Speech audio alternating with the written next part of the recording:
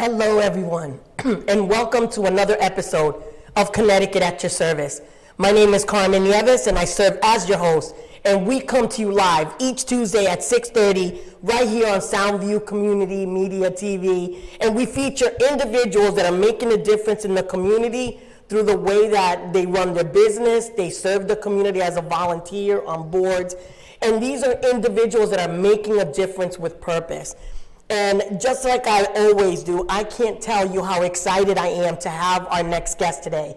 His name is Ramon Peralta, and he is with Peralta Designs, and he's an author, renowned speaker. He's had TED Talks, you name it, and he even wrote a book called Launch Your Brand. So Ramon, welcome to the show. I can't even tell you what a privilege it is to have you here. Thank you. I'm so excited. Thank you for having me here.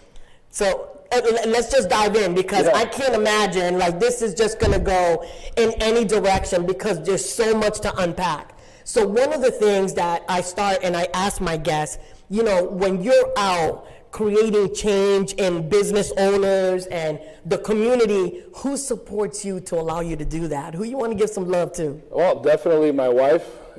She lets me do what I got to do, travel if I need to travel, have meetings wherever I have to be, and she's a sounding board. You know, when I come home, we ask each other about our day, and it's always nice to have someone that's willing to listen to see how your day went. I just think that's amazing. You're empty nesters now, right? Yeah, so that's a big change. The last couple of years, it's just been my wife and I, because the kids have grown and moved on. So it's nice. It's like we're dating again, reconnecting again, you know, making dinner for each other.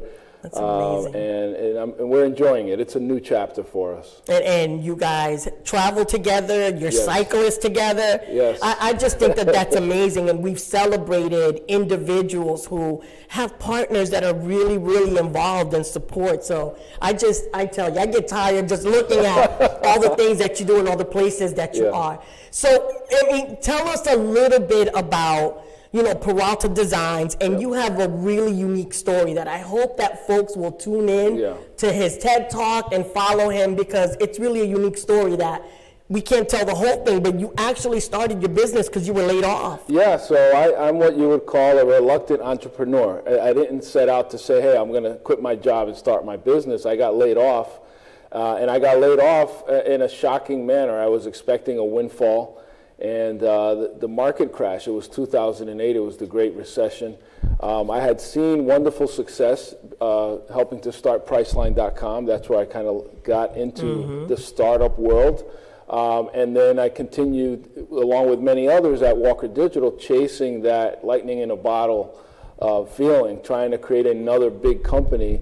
And in 2008, it all came crashing down. And it was very difficult because at the time, my daughter was interning with me at Walker Digital, and she had to actually help me pack my office. So as a father, you know, as a man, it was humiliating. It was tough to explain to her that Daddy didn't have a job anymore, and that, you know, it was time to leave and pack up. And I'd been with that company for 10 years.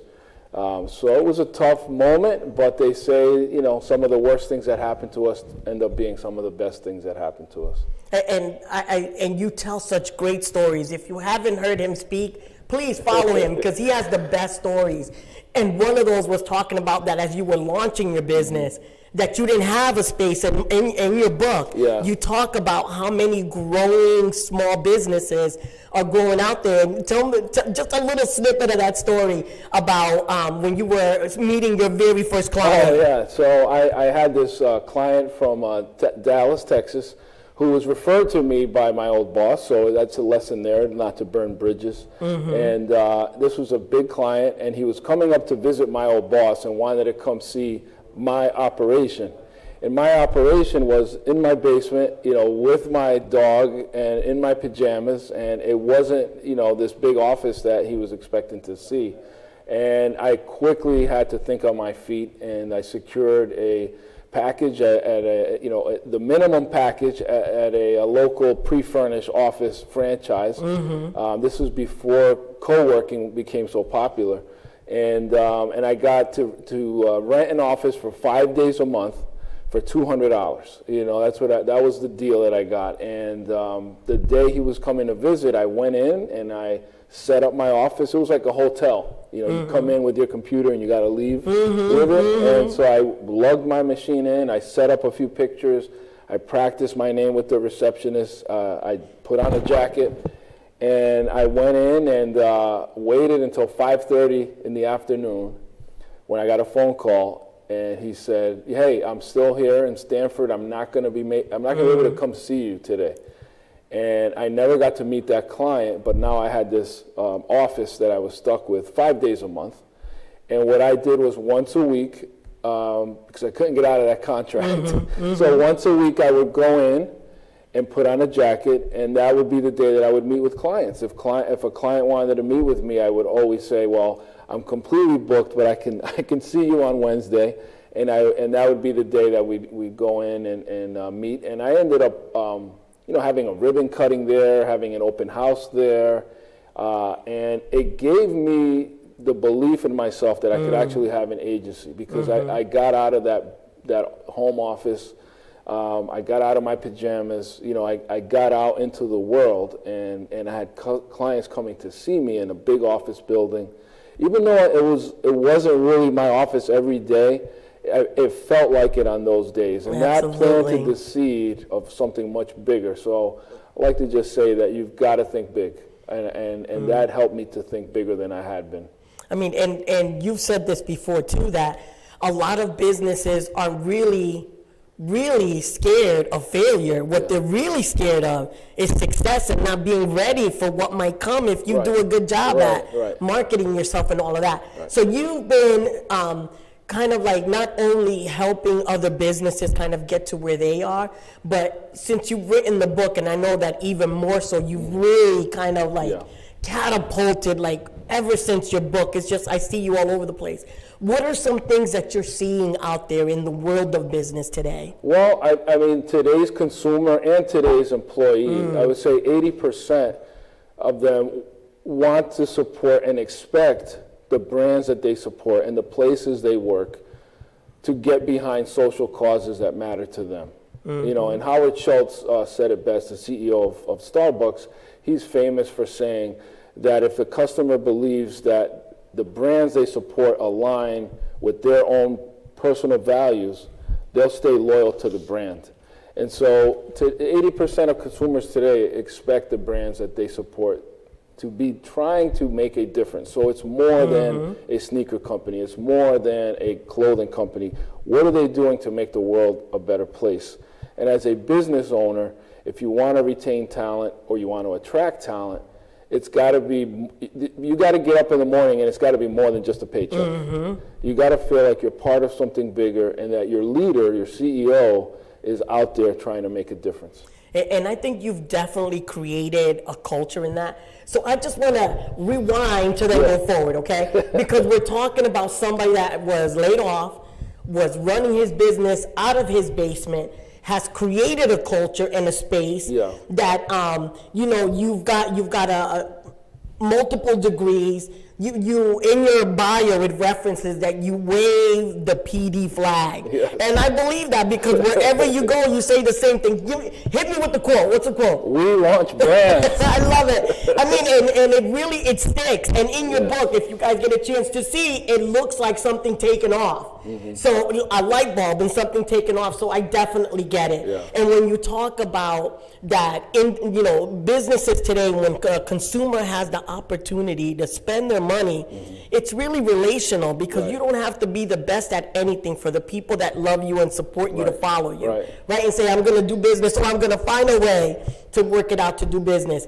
But as you talked about standing behind social causes, I'm just continually impressed by all the things, and I had to highlight it because I didn't want to forget it. You and I know each other for many years as friends. 20 years. But until you kind of read the bio. So I'm like, you're on the board of directors of the McGivney Center, the Housatonic Foundation, which gives money to individuals that maybe can't get a scholarship. So that's very, very intentional.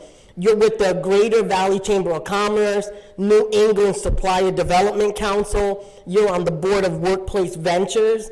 You're the chairperson of the business minority, and name it. And, you know, you've been published in NPR Marketplace. You've been on the Today Show. Yes. So I better get his autograph, like, right now, because I might not be able to get it later.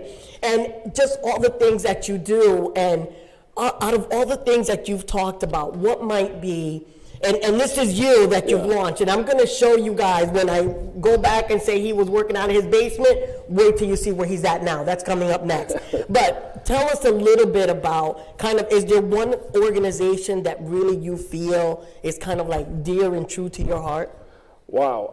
I know there's many, right? Yeah, there's many. I'm just going to pick McGivney Center because they're working with young people, underserved young people.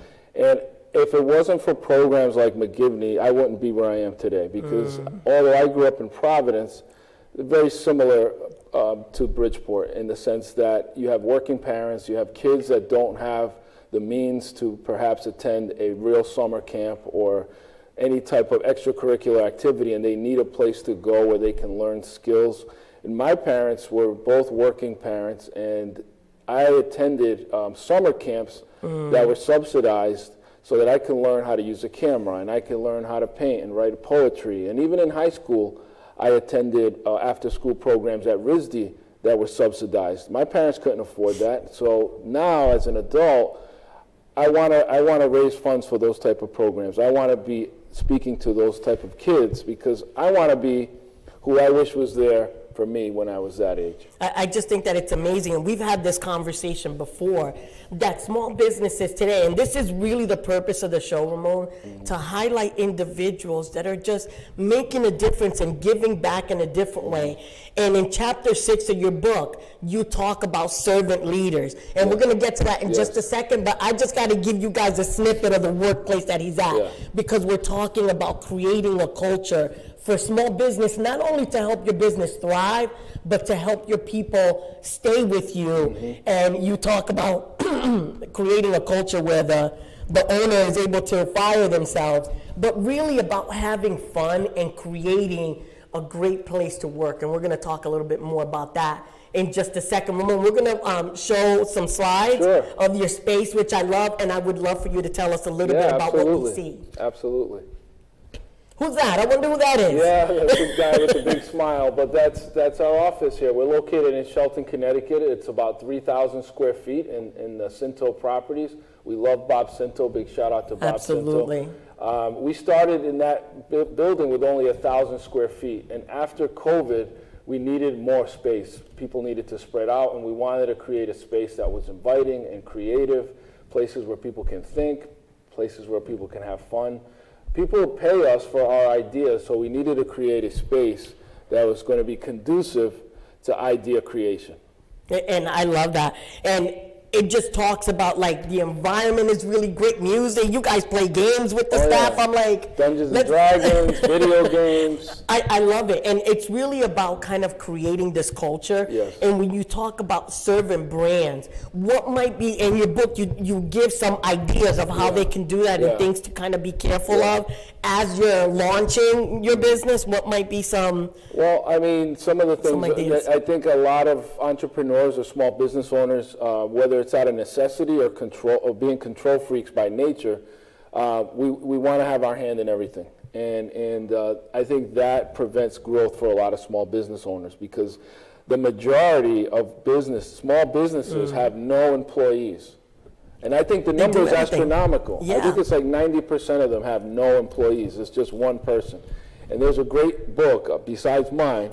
Besides that one, it's called The E-Myth, and it's by Michael Gerber, and I've read it several times. And in it, it talks about if your business shuts down when you don't go to work, or your business does not make money when you're not there, or your business, if you take a day off, you're not making money, then you don't have a business. You've created a job.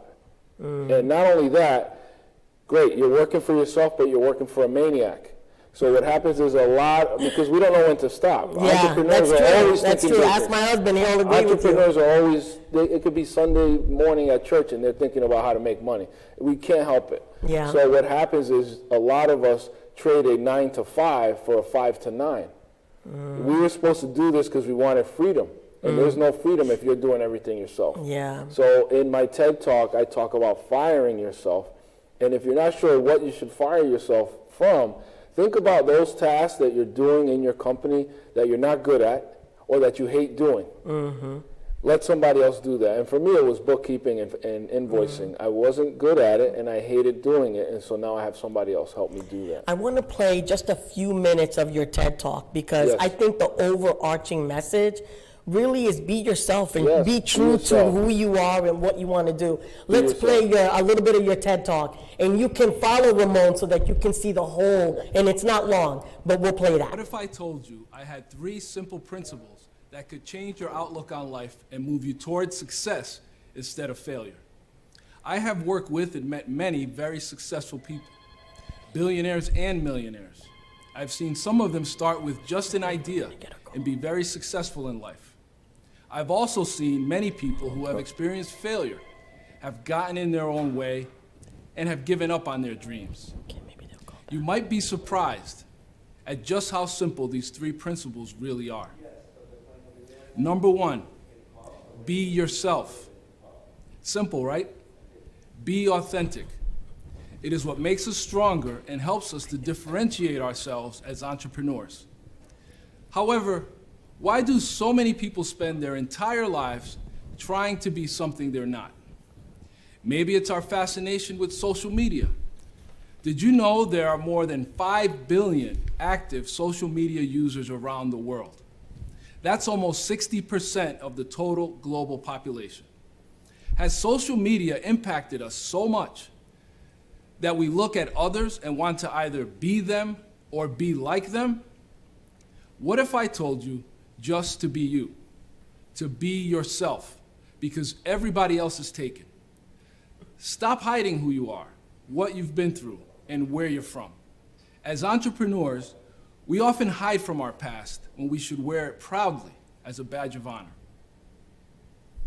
I know this to be true because I didn't always have the courage to be myself. For many years, I didn't own my adversity. I was ashamed of it. I felt I was to blame. In some way, I played victim, when in fact, the challenges and the struggles we face each day can actually have the opposite effect. What was meant to hurt us can actually make us stronger. What we think might hurt us may only hurt us if we choose to hide it. The challenges that I have faced in my life have shaped me into the man that I am today. Often our why is buried in our past, in our career history, in adversity, in those setbacks that can actually inspire a great comeback story. Your Rocky story can make a great impact. That is why you must be yourself. I encourage you to be that person. The pain you have endured, the gifts you were born with are unique to only you. Use your gifts to help others. Share them. There is only one you in this world. That's what I'm doing right now. I'm sharing my failures so that you can learn from them. Sharing my mistakes so you don't have to go through them. When's the last time you wrote down on a piece of paper your top 5 strengths? We have no problem writing other people's strengths down, but why can't we do it for ourselves? Be the best version of you. Focus on your strengths, your qualities, and your gifts. Tell your story. Be yourself. Wow. Listen, we're both, and every time I see it, I keep shaking my head like that's the truth. It motivates me. It's like the little guy on my shoulder. I just love it. We're starting to get calls. So really quickly, before we take a call, can you give us like the top 3 advice for people that are either in business or looking to start their business that you feel are like, these are my top 3? Absolutely. So be yourself. Right? Tell your brand story because you want to differentiate your business. And often what's going to make your business stand out is your own background. And a lot of people leave that out. Mm-hmm. And then when they leave that out, they kind of blend in. The second thing is what we just said, fire yourself. You have to remove yourself from the tasks that are going to prevent your business from growing. Get other people on board. And don't be afraid of the expense. Hire an intern first. Maybe that intern becomes somebody that you work with part-time, and then maybe they become full-time. But don't be afraid to bring on help. Don't do it all yourself. Fire yourself. And the last thing is invest in yourself. And what I mean by that is eat right, get plenty of sleep. We see a lot of things on social media telling people that, I'm grinding while you're sleeping and I'm going to outwork you. Well, fine, but you've got to take care of yourself. So invest in yourself, get a trainer. If therapy is going to help you, get therapy. If a nutritionist is going to help you, get that. If you need to just take a day off for mental health, I take mental health days where I just go play golf. That's where I get my mind off of work. So invest in yourself. Those are the three things. Be yourself, fire yourself, invest in yourself. So in your culture, so we talked about how you've evolved in Yes. space. There's different things that you do and you let your employees do Yes. to like give back, you do Yes. matching. Yes. What are some tips to help in retention? Right, so some of the things we offer is I offer every employee up to $1,000 reimbursement for professional development. If they want to take a class, they want to learn something new, they need to go to a workshop, in the city. I'm all for them investing in themselves because they're going to be better. And there's a great quote that I always reference, which is between a CEO and a CFO. And the CEO says, the CFO says, well, what if we invest in our people and they leave? And the CEO says, well, what if we don't and they stay? So let that one marinate a little bit. Absolutely, I think it's incredible. And you let them volunteer, right? They have unlimited PTO for volunteering. If they need to go help or do something, they can go do it. I encourage them to join boards themselves. So I want to model the behavior for them. I want them to be involved. So Kevin, who's one of our senior web developers, he just joined the board of Adam House. So Adam's House is a great charity that helps with bereavement for kids that have lost a parent or lost a loved one. He's now on the board of that organization.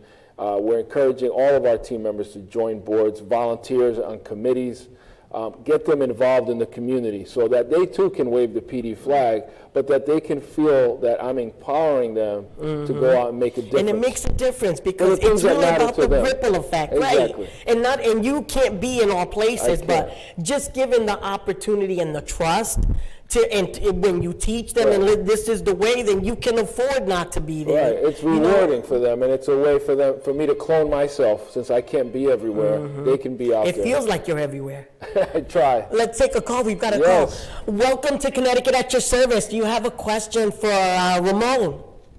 Hi, yes. Ramon, I love your story. Thank you. Got started. I was wondering how else we can reach you on your website, or do you have social media? Yes, so social media, I'm on Instagram and Facebook and LinkedIn. So LinkedIn is a great place for those professional contacts. So definitely find me there. TED Talk. The TED Talk's on YouTube. But we have a form that you can fill out. It's https //hire.Peralta Design. Or you can just go to peraltadesign.com and you'll see there's a form there that says tell us about your project. And if you submit that, it'll help us capture some data so that when we set up that call with you, I'll have a little bit of preparation. And this is one thing that I actually did myself, that on your website, you say if you want us to look at your, do a report card on your website, you do that, right? And that's a no charge. Yes, we do a free website report card, and it's a great place to start if you have a website. And you'll get a free grade on a number of metrics. And an email. You get an email back that says this, what's up. Caller, thank you so much. Did you have another question? That's all. Thank you so much. Thank you, and have a great day. And thanks, and keep watching. Should I look there when I do the answers? If you want to.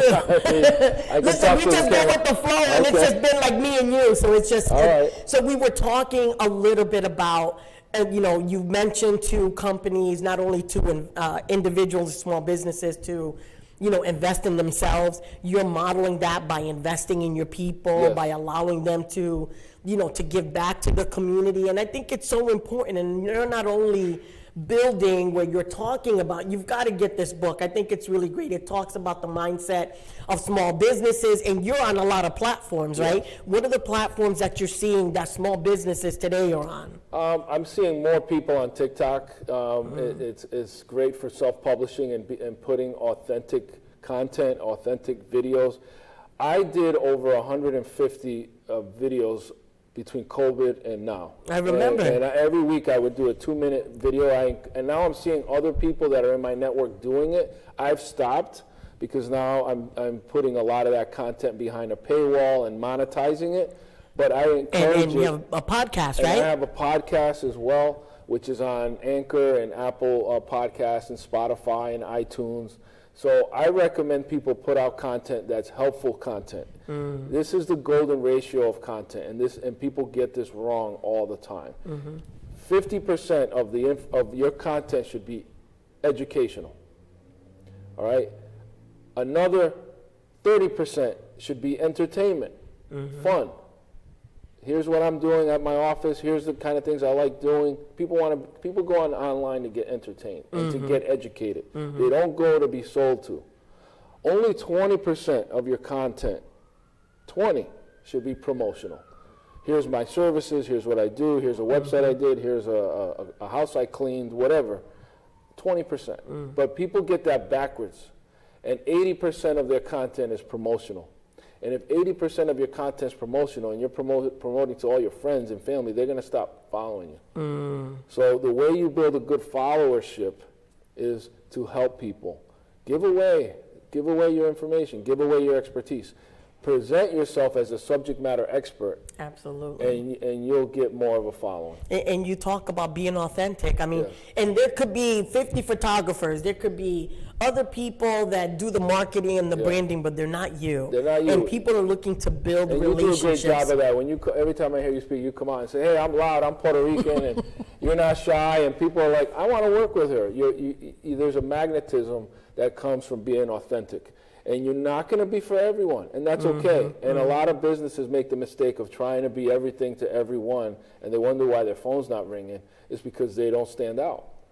But if you're yourself and you tell your story, guess what? The right customers are going to be attracted to you. People are going to connect. It's about attraction, not promotion. And I love the fact that, things come. I mean, you didn't know where you were going, but you Right. kept moving I have forward. faith. Right. And you've continued to share your story. And we've talked about your TED Talk. I hope that people will see it. How many views has it had? Over 100,000. Over 100,000. And none of it talks about any, because I've watched it. It can't be promotional. So None of that. Really about really solid tools to Yes. help small businesses. Yes. So Ramon, we have maybe about a minute. Is there anything that you want to, we didn't, really quickly, what's next for you before we go into the last slide of your book? I am focused now on making less decisions in the office, empowering my team more, making myself less important, because now I have a more mature team. We're big on retention, so a lot of the people that have been with me have been with me for some time.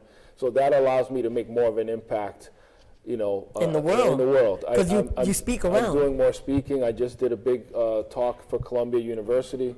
So doing more speaking and helping more people and letting my team make more decisions. You're amazing.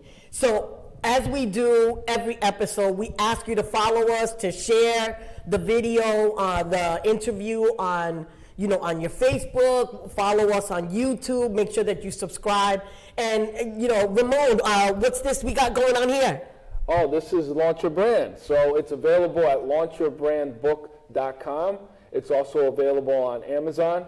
And it's designed to help small business owners. So I hope you guys will take a listen and a read. And a great read, and it's not a big read, it's small chapters with a lot of great information. So we'll see you next time right here on Connecticut at Your Service. Thank you, Carmen.